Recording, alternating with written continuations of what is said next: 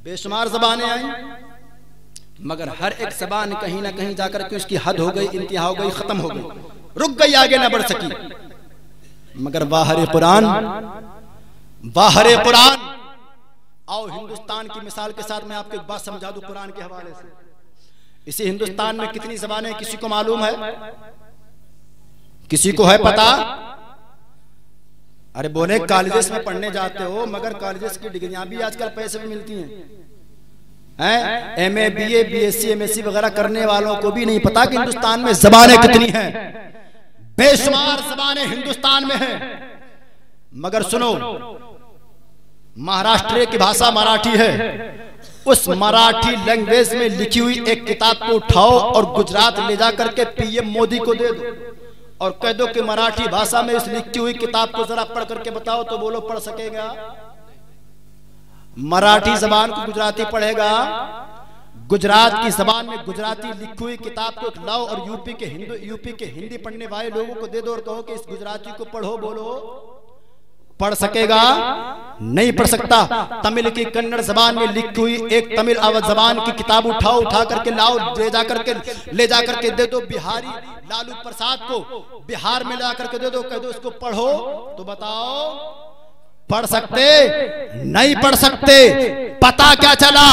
महाराष्ट्र की मराठा गुजराती ना पढ़ सके, गुजरात की गुजराती यूपी बिहार वाले ना पढ़ सके, तमिलनाडु की कन्नड़ जबान को दूसरे सूबे वाले ना पढ़ सके। गोया के एक जबान एक ही सूबे में महदूद है। गुजरात की गुजराती मुंबई न महाराष्ट्र ना जा सकी, महाराष्ट्र की मराठा तमिल न जा सकी, तमिल की कन्नड़ बिहार न जा सकी, मगर बाहरे कुरान।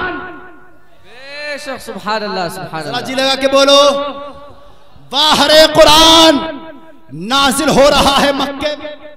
जी जी बेशक। बाहरे कुरान नाजिल हो रहा है ताइफ की पहाड़ वादियों में। बाहरे कुरान नाजिल हो रहा है मदीने की गलियों में।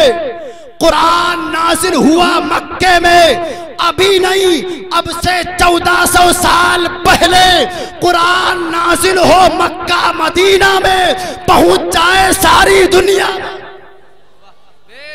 सारी दुनिया के लोग कुरान को पढ़ें। ये कुरान का अनोखा अपना एजाज है। मुसलमानों कुरान को दुनिया मिटाना चाहती है, कैसे मिटा पाएगी?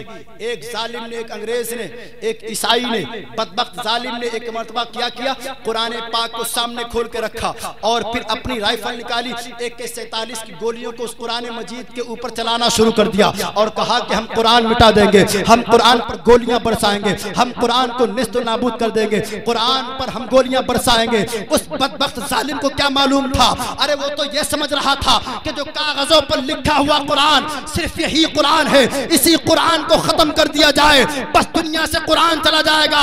एक मुसलमान चैलेंज करता है उन ईसाइयों यहूदियों को, अरे कुरान कागज पर लिखे हुए कुरान पर गोलियां मारने वाले सुन ले, ये तेरी नादानी है कि तूने समझा कि कागज पर लिखे हुए कुरान पर गोलियां मारने से कुरान खत्म होगा।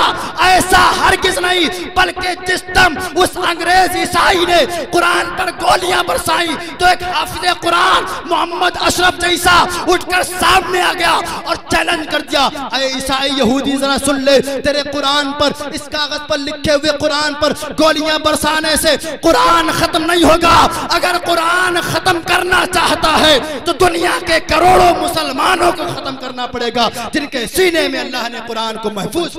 बेशक, सुभान अल्लाह, सुभान अल्लाह। तभी तो शायर कहता है कि अब कैसे मिटाएगा कुरान को ज़माना।